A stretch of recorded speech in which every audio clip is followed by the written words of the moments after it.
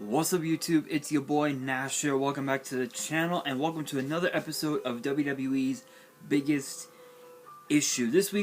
For this week's episode, now that NXT Stand and Deliver is now in the record books, and with the first NXT after Stand and Deliver is also in the record books, the question now becomes, who is next in line for the NXT Women's Tag Team titles? As of now, Toxic Attraction, Gigi Dolan, and JC Jane are once again the tag team champions as they had defeated Raquel Rodriguez now and Dakota Kai to regain the titles after 72 hours, I believe, after about 3 days or something. So let's look at some of the possible tag teams that we could see in NXT. Obviously we've got Indy Hartwell and Persia Pirotta. We also have Casey Catanzaro and Kaden Carter. We even also had a very unique team of Kaylee Ray and Io Shirai, but we also have Valentina Feroz and Yulisa Leon as well. There are several other talent that can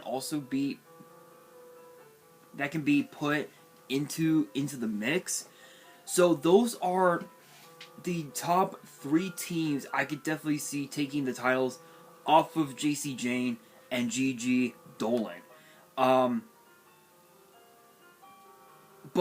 But then again, as well, you also have other NXT superstars on the roster as well, such as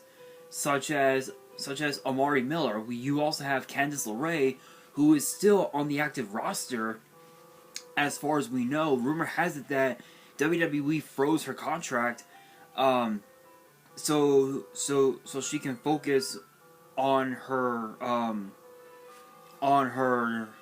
child, rather than her in-ring career as well. You also have Cora Jade. You have Dakota Kai, who is actually going to be challenging for the NXT Women's title tomorrow night on NXT. You've got Elektra Lopez as well. You've got Ivy Nile, who could potentially have someone joining Diamond Mine, which would be pretty good for the group. You even also have as well Lash Legend, Nikita Lyons, who's been making headways for the last couple months, I think. Not just on NXT, but also on NXT Level Up as well. You even also have Saray, Tiffany Stratton, Wendy Chu, Zoe Stark. Zoe Stark, I think, is dealing with still dealing with her knee injury as well. But another thing that I also wanted to talk about as well is who should be the NXT Tag Team Champions, the Men's Tag Team Champions, which I'll get to that here in a little bit. But as far as the women go, Shirai and Ray, Hartwell, Pirotta, Catanzaro, and Carter are the top 3 teams right now, alongside Toxic Attraction, that could be next in line for the tag team titles. Obviously, Kaden Carter and Casey Catanzaro have been making headways for a while now, for the last few years actually, since they teamed up together. I think in 2020, if I remember correctly. Right during the pandemic, actually, funny enough. But if you really think about it, they've been making headways for a while now, and yet they can't seem to win the big one. They can't seem to win a match when it truly counts. Obviously, they did make it to I think the semifinals of the inaugural Women's Dusty Cup, and even also last year, and also this past year's tournament, I think the farthest they got was, I think past the first round into the semis. That was the first. That's it. So it's possible that they could face Toxic Attraction, but you would need. But for someone like Toxic Attraction, for a team like them, they would need challengers where they have experience. They have more experience in the ring than almost anybody on the roster, and nobody has more experience than Io Shirai and Kaylee Ray. People forget that Io Shirai held the NXT Women's title for what, almost a year. She had won the title at NXT Takeover in Your House, defeating Charlotte Flair and Rhea Ripley to win the title, and then of course Kaylee Ray, being the longest reigning NXT UK Women's Champion in history, which could be broken by Meiko Satomura, who is now the champion, which is a possibility, but I'm not going to hold my breath. But as far as Leon and Feroz, I don't know. I really don't think it's their time to be champions. I really don't think so. I think honestly, if you really think about it, they've only been they only teamed up because of the fact that they share share two common things. Number one is their background, and the second is the fact that they love this business. Now, again, with the whole background thing, I wasn't trying to disrespect them. Do not get it twisted. Do not get it twisted. Trust me, guys, don't get it twisted. It's the fact that they both share similar backgrounds, if you will. I'll say, with Leon, she does a lot of dancing. If you guys have seen her on NXT Level Up / 205 Live, she does a lot of dancing. Feroz is the more ferocious type. The more ferocious type is what I meant. But all in all, with these three teams, I think the number one team that should definitely go after the NXT Women's Tag Team titles, definitely Shirai and Ray, hands down. Now, as far as the men's tag team goes, unfortunately, MSK had no choice but to relinquish the titles because of some bullshit that Nash Carter had dealt with in his past. I don't know, but let's look at the teams that are currently on the roster on the men's side. You have the Grizzled Young Veterans. You've got the team of Trick Williams and Carmelo Hayes. You've got Legado del Fantasma. You've got the team of Sanga and Grayson Waller. You have Diamond Mine. You have the team of Adris Enofe and Malik Blade. Josh Briggs and Brooks Jensen. Harlan and Joe Gacy. The team of Ike Manjiro and Kushida. And a team that came from NXT UK, originally known as Sam Stoker and Lewis Howley, known as Pretty Deadly, but now they've changed their names to Kit Wilson and I believe, what was the name? Elton Prince, I believe is his name. And then of course too, you also have the team of Andre Chase and Bodie Hayward from Chase University, which these teams alone, I could definitely see becoming NXT Tag Team champions at some point. But I think the number one team that definitely deserves to be NXT Tag Team champions, if I were to pick three, I would say Grizzled Young Veterans, Legado del Fantasma, and the Creed Brothers.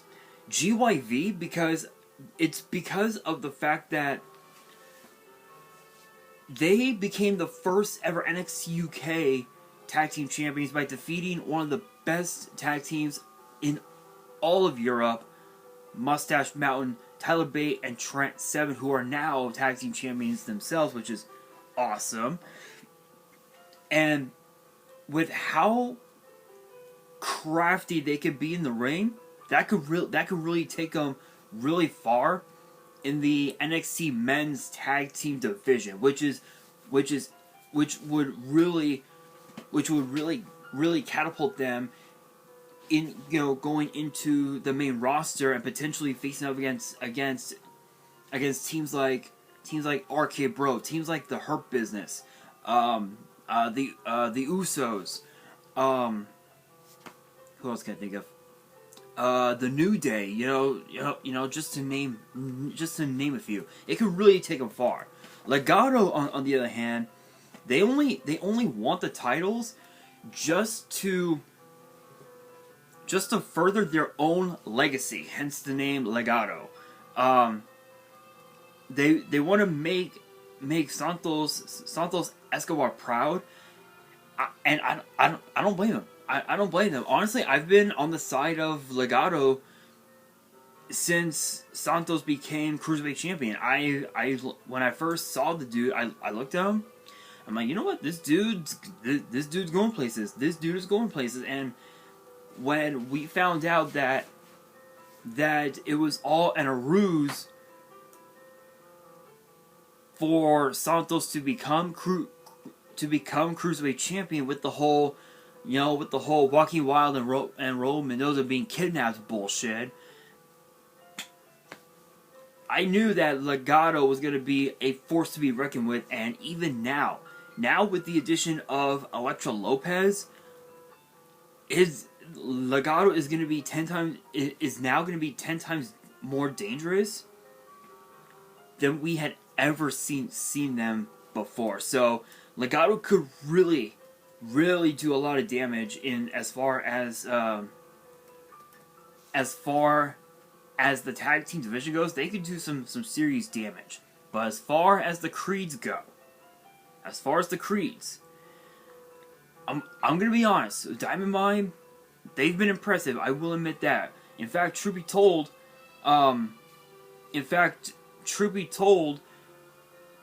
Roderick Strong, people forget he's a former NXT tag team champion. He's a former North American champion and a former Cruiserweight champion. So he's a Triple Crown champion in NXT. And the last Cruiserweight champion was obviously Carmelo Hayes, who unified both the North American title and the Cruiserweight title. I believe, what was it, New Year's Evil? It was either New Year's Evil or Vengeance Day. I think it was New Year's Evil, if I remember correctly. But honestly, I think with Malcolm Bivens in the corner of Diamond Mine, the Creeds can also do a lot of damage in the tag team division, but it all depends on how they approach it. It all depends on how they approach that quote unquote opportunity, if you will. So among those three teams, who do I think should be the tag team champions? Hands down, I have to say the Creed brothers, because if you think about it, they defeated MSK to win the men's Dusty Cup, and they were said to have faced Imperium at Stand and Deliver. But MSK, given their history and given the fact that they never got their rematch for the tag titles, they ended up injecting themselves into the match, thus making it a triple threat. And history had repeated itself as MSK did become tag team champions again. But unfortunately, because of the